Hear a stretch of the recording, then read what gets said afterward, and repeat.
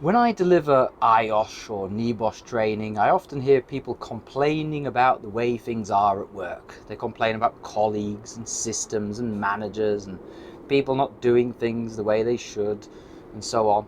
And I encourage them to, instead of abdicating responsibility, instead of blaming other people for not doing things the way they expect them to, I encourage them to take responsibility for it. So I got one the other day where someone said, the health and safety manager should put the safety data sheets in the first aid room.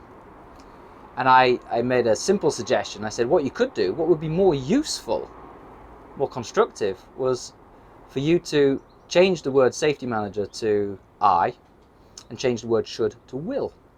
I will put the safety data sheets in the first aid room.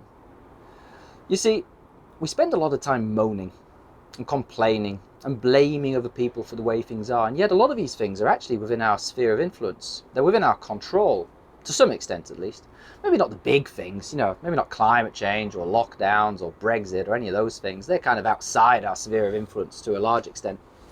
But things at work, things in the home, things in the family, these are things we can do things about. And we often say should, when actually we should say will. And we can often identify some very simple, small steps we can take to push things in the right direction.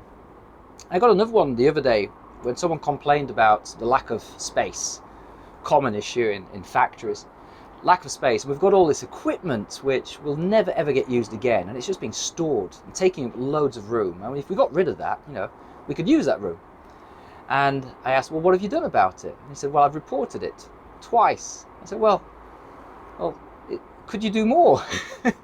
Could you do more to report it? Could you report it differently? Could you report it to somebody else? Like, what else could you do to push this in the right direction? And with a little bit of questioning, a little bit of teasing and cajoling, the person kind of admitted that maybe they could put together a better proposal. They accepted the responsibility. And at first, it was interesting. At first, they denied it was their job. They say, it's not my job to do this. It's not my responsibility. I said, well, no, it's not your job. It's not even really your responsibility, but you can take responsibility for it, can't you? We can take responsibility for things which are not our job. And actually, I would almost argue that it is your responsibility to sort things out which you know to be wrong.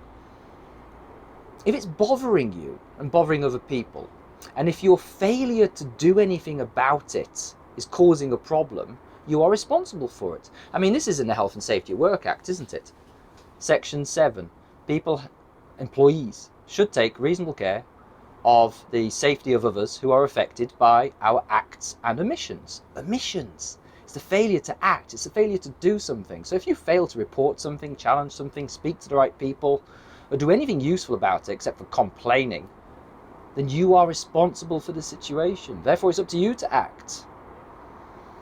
And I would go a little bit further with this. If someone isn't listening to you, then perhaps that's your responsibility as well. Perhaps you need to learn how to communicate better, to persuade better. Maybe you need to work on that. I certainly have.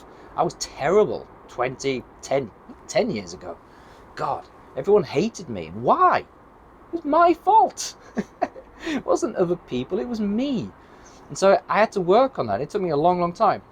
And so if someone's not listening to your ideas, then perhaps you need to work on how you communicate those. Perhaps you need to build a better relationship with that person.